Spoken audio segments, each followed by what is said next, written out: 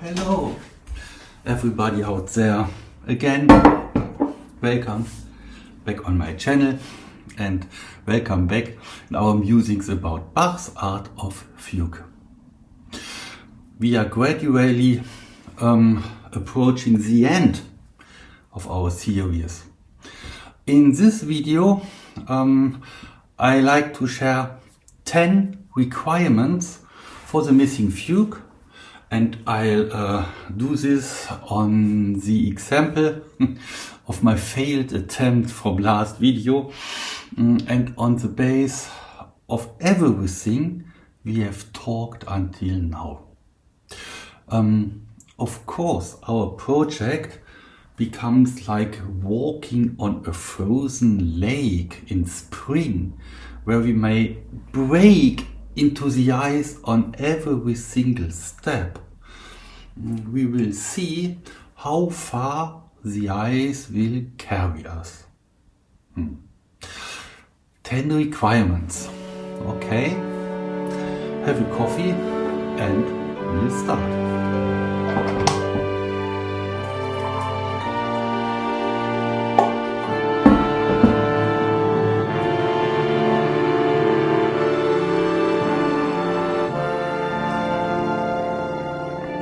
Statement, we have no further more notes from Bach's hand, is correct, and in the same moment false. Of course, we have at least Bach's 4 themes. And one of these 4 will be in the very beginning of our fugue. Which one? Well, I would bet a box of very expensive Chateauneuf du Pape about 2 things. If sometimes or somehow, don't know, would appear a forgotten or lost Bach manuscript of such a fugue somewhere in the world, this fugue, I would bet, would first present the first fragment theme at its beginning. And the second one, it would introduce in the first exposition the voices in descending order. In the fragment, we find the voices from bass, tenor, alto and discant. A sister fugue would start from above, from soprano, going via alto, tenor to bass back. And certainly it will do so with the fragment's very first theme there.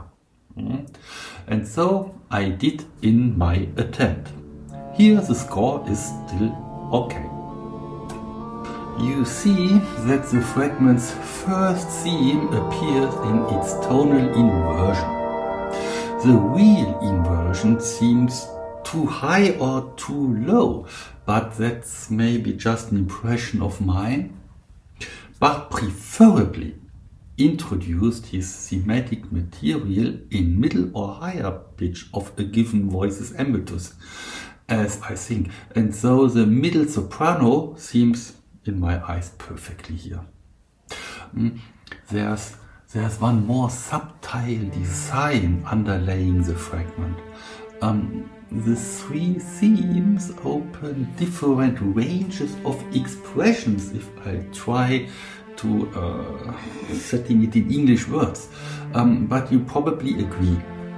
The first theme from Bach's handwriting in Fragment, the first theme is derived from the old and strict stilo antico. The second theme has with its moving and floating character similarities with old dances with an allemande or courante, right? And the BRCH theme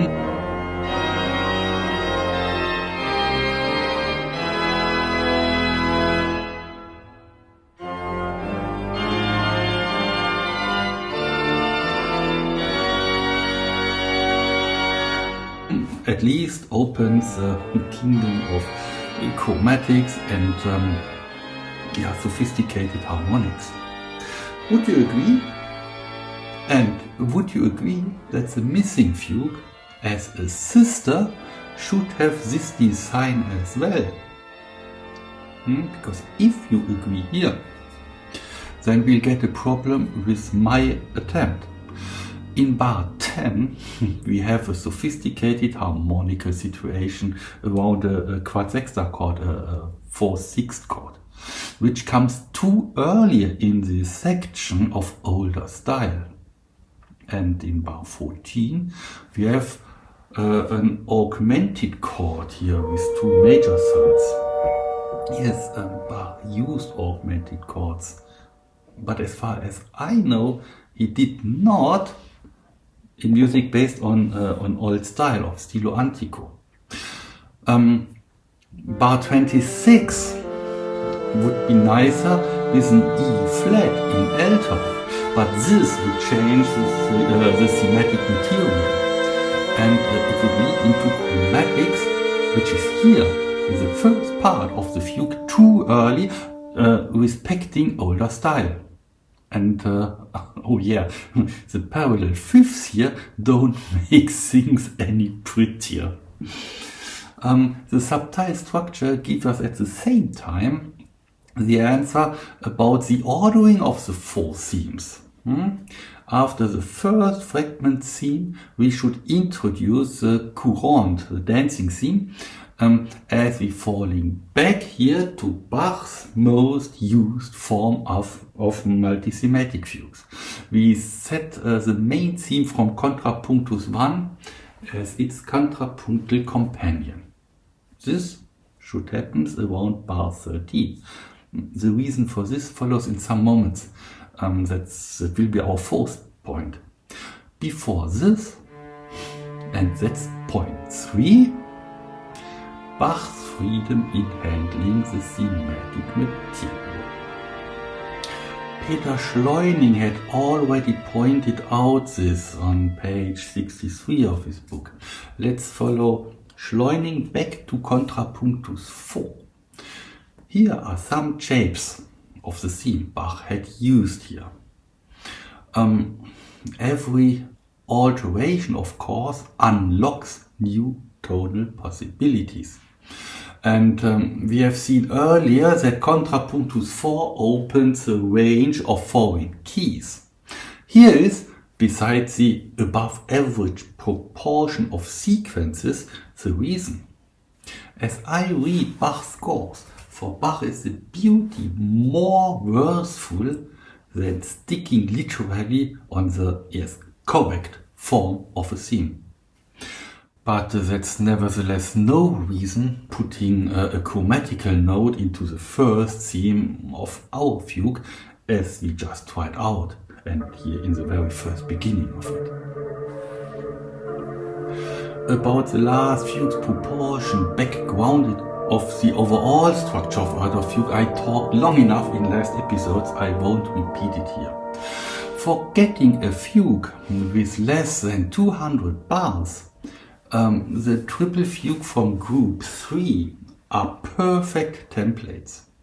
They both are basically layouted in a 30, 60, 90 bar structure, where the first theme takes 30 bars, the second one 60 bars, and the stretto, with all overlayings and polyphonicals, expands to about 90 bars.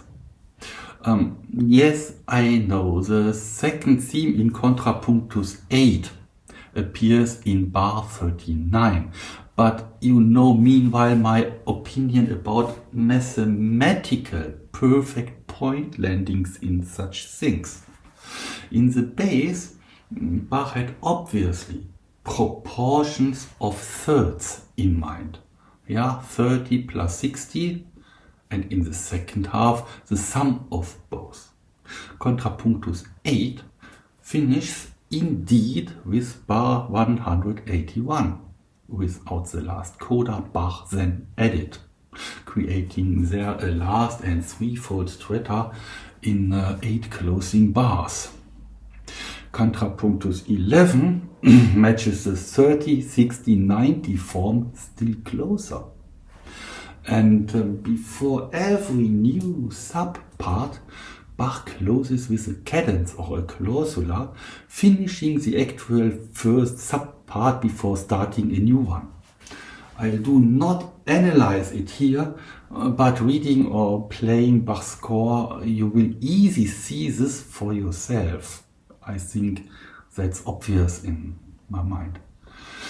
Okay, next for here, we get now for our fugue, yeah?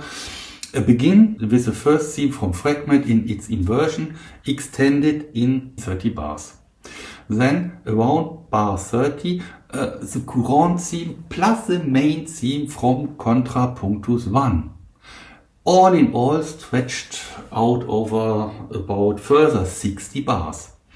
Then with bar 90 about the BACH theme and all development in the limit of 90 further bars plus minus. And that's the framework for this fugue of around 180 bars. Piano with 2 hands only. Or fifth point. In terms of sound, it is appealing to have the last appearance of the theme in the low and double bass range, as here in my attempt.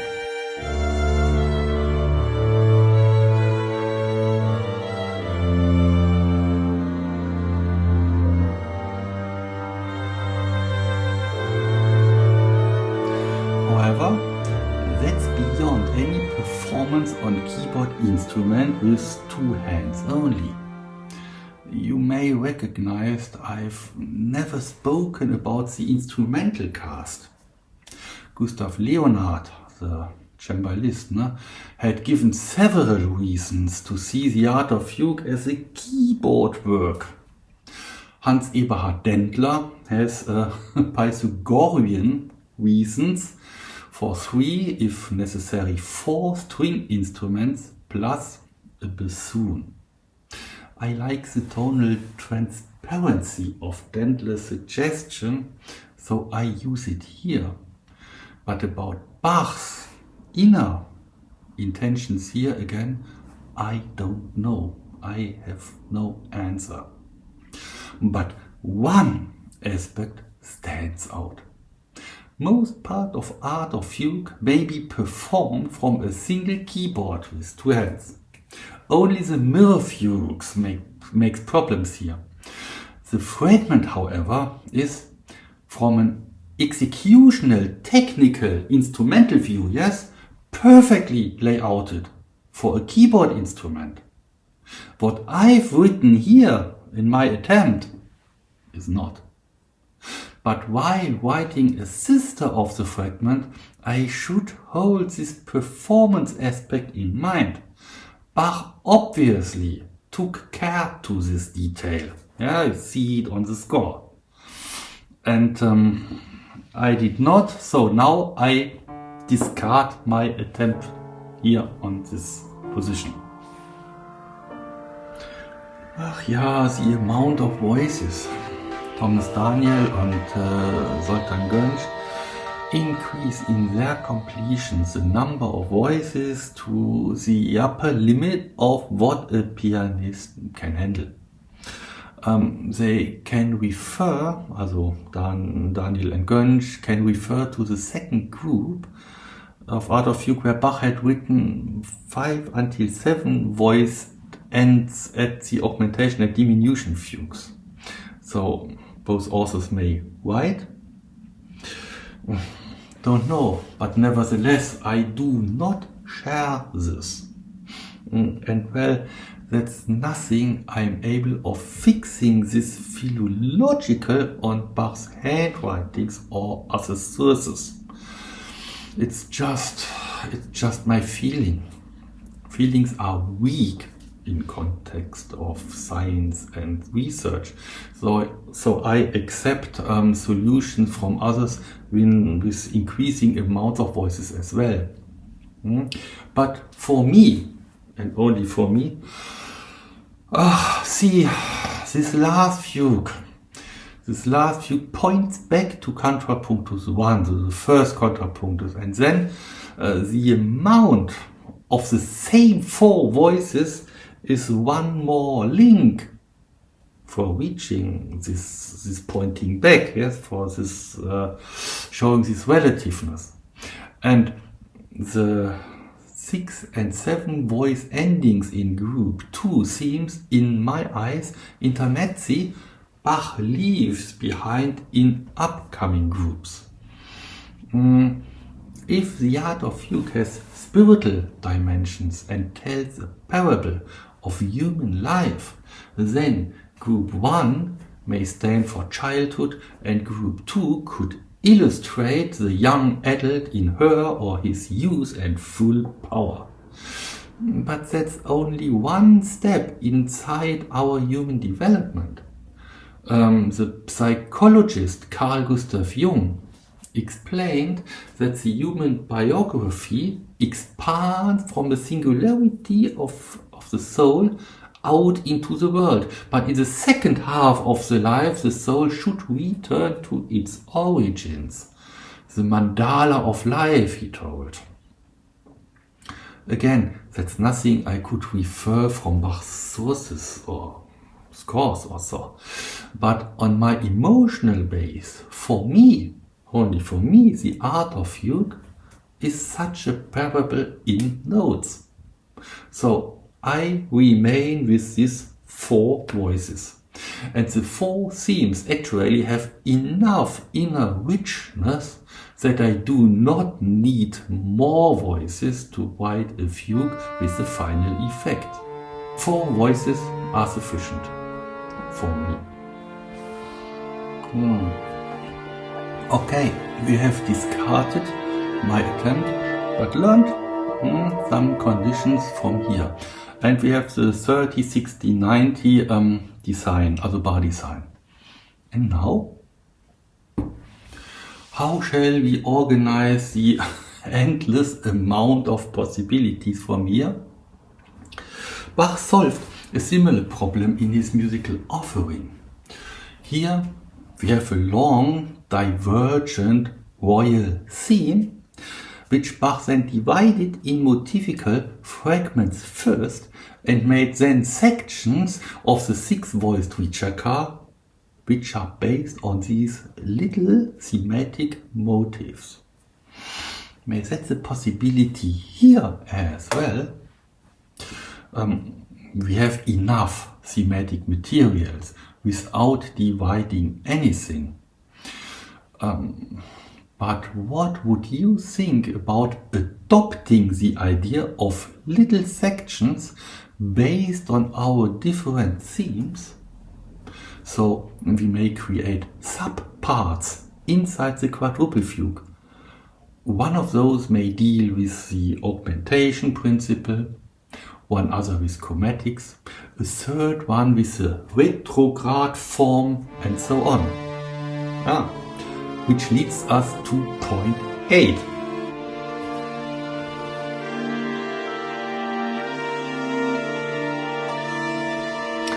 If I have nothing overseen, until now Bach did not use the retrograd version of a theme or the Retrograd-Principle until this point in Art of Fugue anywhere at all. Until the fragment. Here, ignoring the note values, its first theme is its own retrogradal form. It's there, also retrogradal form is there, but not unfolded. And we have seen this principle several times here in our discussion. In Art of Fugue, Bach introduces his tools and entities first and unfold it in later groups or in later states of the work. It seems plausible Bach could have had, referring the retrograde forms, the same in mind. In this case, our Ricercare layout should contain such a retrograde subpart. Okay, and how and where, in which position? That leads to our last 2 points and to Marpurg's foreword inside the first printed edition.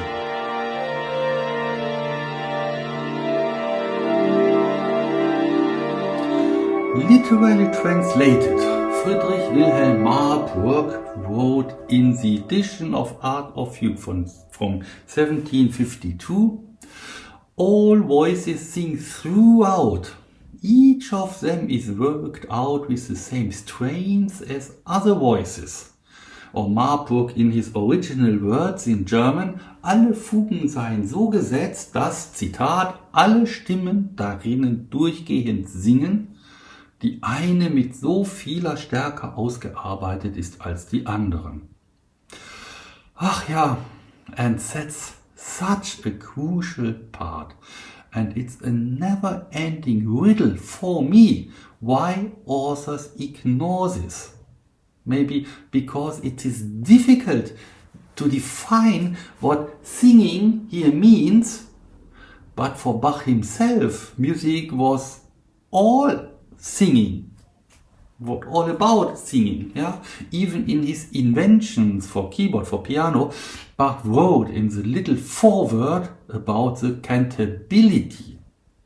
Bach's intention here, a quote again, but most of all a cantable art to achieve for students in practicing and performance those pieces in rehearsals and lectures.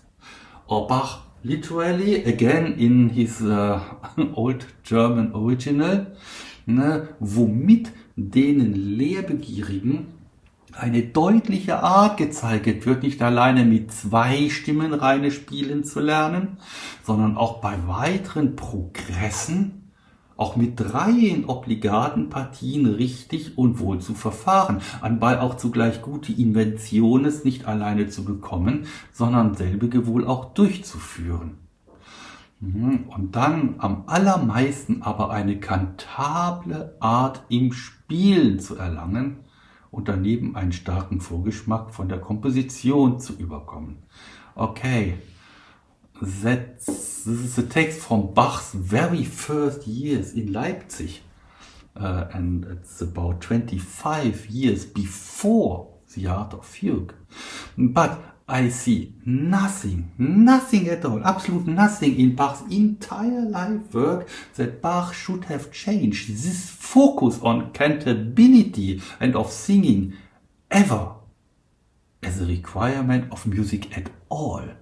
Once more I refer to Sultan Gönc, who obviously did not understand anything here. Compare Bach's focus with the stuff Gönc jotted down in his Carus publication. Here is Gönc literally, as he writes on page 6. The Bachian fugue itself is nothing else but the many-sided and at the same time economic, concentrated elaboration of the contrapuntal combinations of the subjects and the counter-subjects. To see how broadly Gönc here is wrong, all we need to do is to swap out a few vocabulary words, which leads us to our last point here. The beauty of Bach's music.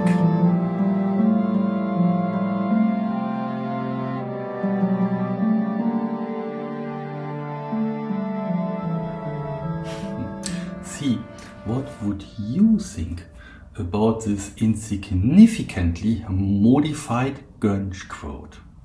Here, a young woman herself is nothing else but the many-sided and at the same time economic concentrated elaboration of biochemical combinations of her inner subjects and counter-subjects. Let's hope that Mr. Gönc chooses his compliments to women more carefully than his appreciation of Bach. But seriously, nothing else but economic concentration of contrapuntal combinations. the scratches in the best case on the surface of Bach's art.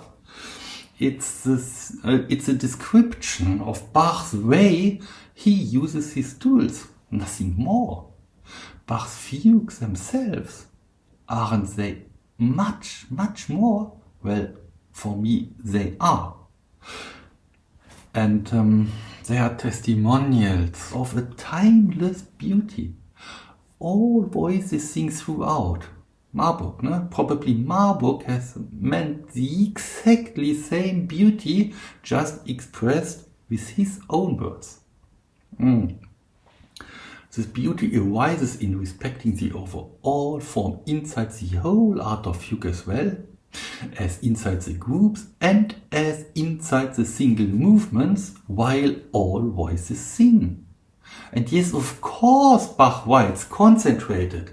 Bach does, Gönsch not, but that's no discussion for here.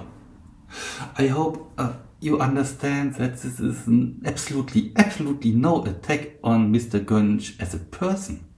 It's about his writing, it's about the many unplausibilities in Gönsch's scores and in his essay.